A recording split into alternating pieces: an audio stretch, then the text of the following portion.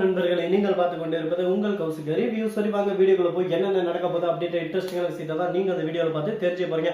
அதுக்கு முன்னாடி இந்த நாகு யாரு, அவரோட சுயரூபத்தை நீங்க இப்ப தெரிஞ்சுக்க போறீங்க. என்னடா சொல்றேன், நாகு ரொம்ப நல்லலாச்சு அப்படின்னு சொல்லிட்டு பார்த்தியா, ஆமாங்க நானும் அப்படிதான் நினைச்சிட்டு இருந்தேன். ஆனா நாகு ராஜேஸ்வரி கிட்ட பல்கான அமௌண்ட் வாங்கிட்டு இந்த பக்கம் டாக்டர் கிட்ட பேரம் பேசின்னு இருக்காங்க. இதோ பாருங்க டாக்டர், நீங்க என்ன இப்ப சொல்லிட்டு இருக்கீங்களோ அதை அப்படியே கண்டினியூ பண்ணுங்க. என்னைக்குமே வெண்பா ரெக்கவரே ஆகக்கூடாது, வெண்பா அப்படியே போயிடணும் அப்படின்னு சொல்லிட்டு நாகு பேசின்னு இருக்காங்க. என்னடா இது ஒரே குழப்பமா இருக்கே அப்படின்னு சொல்லிட்டு ஒரு பக்கம் இருந்தாலும் அதே சமயத்துல நாகு கொஞ்சம் வெளியே போயிடுறாங்க. நம்ம விஜய் என்ன நாகுவை பார்த்துட்டு இருக்காங்க. நாகு எதுக்கு சம்மந்தமே இல்லாம ஹாஸ்பிட்டலுக்கு போறா, திரும்ப வரா, ஹாஸ்பிட்டல் போறா, திரும்ப வரா, வெண்பாவா போய் நம்ம கூட தான் இருக்கா. இதுல ஏதோ ஒரு உள்குத்து இருக்கே அப்படின்னு சொல்லிட்டு மறைஞ்சிருந்து பாருங்கிறது எவ்வளவு பெரிய விஷயம் தெரியுமா.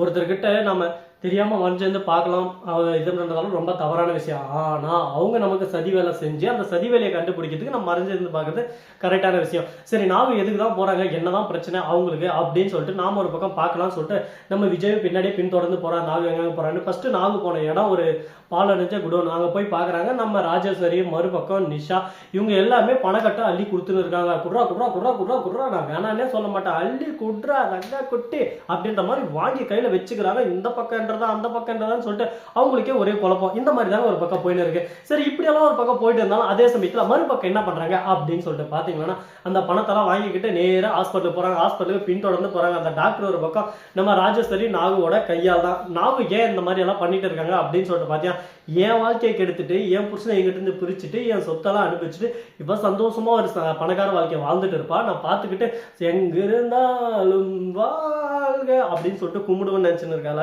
மவளை, இதுக்கு மேலதானே உனக்கு ஆப்பே ஆரம்பிக்குது. நான் ஒரு டைம் ஆப் வைக்கலான்னு ஆரம்பிச்சிட்டேன்னா என் வழியில யாரு வந்தாலும் எவரு வந்தாலும் பார்க்க மாட்டேன், இறங்கி காலத்துல அடிக்க ஆரம்பிச்சிடும். அதுக்கப்புறம் யாரும் நிக்கவே முடியாது அப்படின்ற மாதிரி ஒரு பக்கம் டைலாக் எல்லாம் விட்டுன்னு இருக்காப்ல. ஓஹோ, நாங்க உனக்கு பூஜை போட்டாலும் உனக்கு பூஜை போட்டதான் கரெக்டா இருக்கா அப்படின்ற மாதிரி தாங்க ஒரு பக்கம் போயிட்டு இருக்கு. சரி, இந்த மாதிரி எல்லாம் ஒரு பக்கம் போயிட்டு இருந்தாலும் அதே சமயத்துல மறுபக்கம் என்ன பண்றாங்க அப்படின்னு சொல்லிட்டு பாத்தீங்கன்னா, நம்ம விஜய் இருக்கால, அவர் வந்து எல்லா விஷயத்தையும் ஒரு பக்கம் தெரிஞ்சுக்கிறாரு. இனிமே அந்த ஹாஸ்பிட்டலுக்கு வரக்கூடாது. அதே மாதிரி விஷயத்துல நாகு ஏன் இந்த மாதிரி பண்றாங்க, எதுக்காக பண்றாங்க, நாகுவோட சுயரூபம் என்ன அப்படின்ற விஷயத்த தெரிஞ்சுக்கணும். இவங்கள வச்சே இதுக்கு மாத்து மருந்து நம்ம கண்டுபிடிக்கணும் அப்படின்னு சொல்லிட்டு விஜய் முடிவு எடுக்கிறாரு. இந்த விஷயத்த மல்லி கிட்ட சொல்லலான்னு பார்த்தா மல்லி ஒரு பக்கம் நம்ப மாட்டாங்க. ஏன்னா நாகு மேல அந்த அளவு கடந்த பாஸ்ட் வச்சு, ஏன் நாமளே ஒரு பக்கம் தான் அக்கா கூட பிறந்த அக்காவே நமக்கு குழி நோண்டிட்டு இருந்தா, அந்த குழியில உள்ள போற சமயத்துல மல்லி கையை பிடிச்சி இழுத்தா. ஆனா அந்த குழி நோன்ற போதே நமக்கான அறிகுறி எல்லாமே சொன்னா. ஆனா நாம அதை எதுவும் கேட்டுக்காம பெருசா எடுத்துக்காம, என் அக்காவை பத்தி எனக்கு தெரியும், வேலை என்னவா அதை பாரு அப்படின்னு சொல்லிட்டு மல்லியை கேவலப்படுத்தி அசிங்கப்படுத்தணும். அந்த மாதிரி ஒரு சூழல்ல நாமளே அந்த மாதிரி இருந்தா மல்லி இப்ப எப்படி இருப்பா. அதனால இந்த விஷயத்துல நம்ம யாருக்கும் எந்த ஒரு அறிகுறியும் தரக்கூடாது. எப்படி உண்மையெல்லாம் கலெக்ட் பண்ண முடியுமோ கலெக்ட் பண்ணி நம்ம பொண்ணை நம்ம மீட்டு, அதுக்கப்புறம் இது யார் இந்த சதியில கலந்துருக்காங்களோ அந்த சதிக்கு சம்பந்தப்பட்ட எல்லாரையும் ஒரு பக்கம் அடிச்சு துண்டாக்கான துணியாக்கான ஓட விடணும் அப்படின்னு சொல்லிட்டு ஒரு முடிவு எடுக்கிறாங்க. இது ஒரு நல்ல முடிவா தான் இருக்கு, நல்ல கிளைமேக்ஸாகவும் இருக்க போகுது அப்படின்னு சொல்லிட்டு என் மனசா இருக்கு, நான் திங்க் பண்றேன். ஆனா அது மாதிரி நடக்குமா நடக்காதான்றது உங்களோட கருத்து என்ன? நாகு இந்த கேரக்டர்ல இருந்தா நல்லா இருக்கும், நல்லா இருக்காதா, இல்ல நாகு இப்படி இருக்க மாட்டாங்கடா நீ போய் சொல்ற அப்படின்றத உங்களோட கருத்துக்களை மறக்காம கமெண்ட் செக்ஷன்ல கொட்டி விட்டு போங்க. நீங்க போடுற ஒவ்வொரு கருத்தும் நமக்கு ரொம்ப முக்கியங்க. அதை வச்சுதான் நாமளே ஒரு பக்கம் ஸ்கிரீன் பிளே பண்ண போறோம். சரி, இந்த மாதிரி எல்லாம் ஒரு பக்கம் போயின்னு இருக்கும்போது மறுபக்கம் என்ன நடக்குது அப்படின்னு சொல்லிட்டு பாத்தீங்கன்னா, நம்ம மல்லி இருக்காங்களா, அவங்க இருந்து டாக்டர் கிட்ட போறாங்க. டாக்டர் கிட்ட போயிட்டு எல்லாத்தையும் விலாவரியா பேசுறாங்க. அந்த டாக்டர் வந்து எதுவுமே ஒரு பக்கம் தெளிவாகவே சொல்ல மாட்டேன்றாரு. என்னடா இதுன்னு மல்லிக்கே சந்தேகம் வந்துட்டு விஜய் என்ன அடுத்த நாள் டாக்டர் கிட்ட போலாமான்னு சொல்லிட்டு கேட்கிறாரு. இல்ல, இந்த ஹாஸ்பிட்டலுக்கு போனா வேற ஹாஸ்பிட்டல் போலாம் அப்படின்னு சொல்லிட்டு நம்ம விஜய் சொல்றாரு. விஜய் சொல்றதுல ஏதோ ஒரு காரணம் இருக்கு. விஜய் இந்த மாதிரி மாத்த மாட்டாரு திடீர்னு அப்படின்னு சொல்லிட்டு குழப்பமா இருந்தாலும் பெரிய ஹாஸ்பிட்டல் போறோம். அங்க போய் பார்த்தா இந்த மாதிரி 2 டேஸா கண்டினியூவா அவங்களுக்கு ஸ்லோ பாய்சன் ஏற்றப்பட்டிருக்கு. 2 டேஸா நீங்க எங்க போனீங்க, என்னென்ன பண்ணீங்க, அவங்களுக்கு ஒரு டைம் பிக்ஸ் வந்தது, ஓகே அது நார்மல் பிக்ஸ் தான். ஆனா அடுத்த டைம் போன போது இருந்து அவங்களுக்கு ஸ்லோ பாய்சன் அவங்க உடம்புல செலுத்தப்பட்டிருக்கு. இது எந்த ஹாஸ்பிட்டல் போனீங்க, எங்க போனீங்க அப்படின்னு சொல்றதை கேட்க ஆரம்பிக்கிறாங்க. உடனே அந்த விஜயும் மல்லி அப்பதான் யோசிக்கிறான், அந்த டாக்டர் அப்பயே சொன்னா ஸ்லோ பாய்சன் ஏதோ ஏறி இருக்குன்னு சொல்லிட்டு, ஒரு வேளை அவன் தான் இது எல்லாமே காரணமா இருப்பானோ.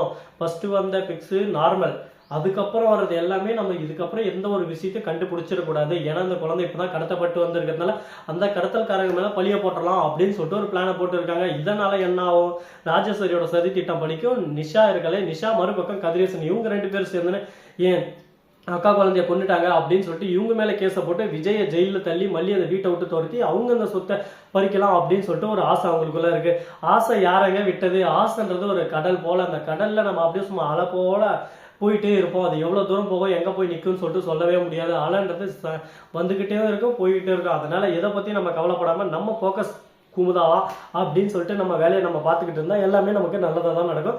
இதுக்கப்புறம் என்னென்ன பண்ண போகிறாங்க, ஏது பண்ண போகிறாங்க, எப்படியெல்லாம் கொண்டு போக போகிறாங்க அப்படின்ற நிறைய விஷயங்கள், தகவல் தரும் விஷயங்கள் காத்துன்னு இருக்கு. பார்ப்போம், பார்த்து 1 by 1 தெரிஞ்சுக்கலாம். சரி, இதெல்லாம் ஒரு பக்கம் போட்டோன்னு சொல்லிட்டு விட்டாலும், அதே சமயத்தில் மறுபக்கம் நம்ம மல்லி இருக்காங்களா, அவங்க வந்து நாவு கிட்ட பேசுறாங்க. நீ எனக்கு தெரியாம நீங்க எதனா பண்ணிருக்கீங்களான்னு சொல்லிட்டு, நான் போய் உங்களுக்கு என்ன பண்ணுவோமா, என்ன பார்த்து இந்த வாழ்த்து கேட்டே, இதுக்கு தான் என் புருஷன் கூட இருந்தேன்னு சொல்லுது. கல்லானாலும் கணவன் புல்லானாலும் கணவன் அப்படின்னு சொல்லிட்டு அவங்க கூட இருந்திருந்தா எனக்கு இது தேவையா, வீட்டை விட்டு இந்த வீட்டில் வந்து நின்னுக்கிற மத்தியா, இதனால தான் என்ன சவு கட்டி அடிக்கிற மாதிரி, சந்தேகப்படுற மாதிரி ஒவ்வொரு வார்த்தையும் நம்ம நறுக்குன்னு ஊசி குத்துற மாதிரி கேட்கறல.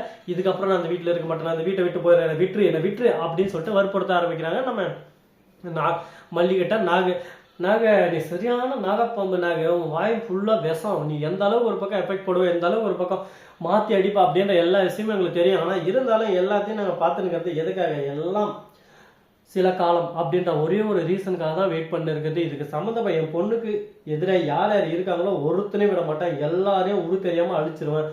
அதுக்கான நேர காலம் இப்போ நெருங்கி வந்துகிட்டு இருக்கு. பார்ப்போம் யார் யார் இருக்காங்க, யார் யார் என்ன வேலை செய்யறாங்கன்னு சொல்லிட்டு. ஒருத்தர் எல்லாமே இனிமேல் தான் அடிக்கிற இடி மாதிரி இருக்க போது அப்படின்னு சொல்லிட்டு பேசினு இருக்காங்க. பேசுங்க, நீங்க பேசுறதெல்லாம் நல்லா தான் இருக்கு. நான் எதனா பேசினாதான் அது உங்களுக்கு அப்படியே மாட்டிக்குது, ஒரு பக்கம் சிக்கிக்குது. அதனால நான் எதுவும் பேசல.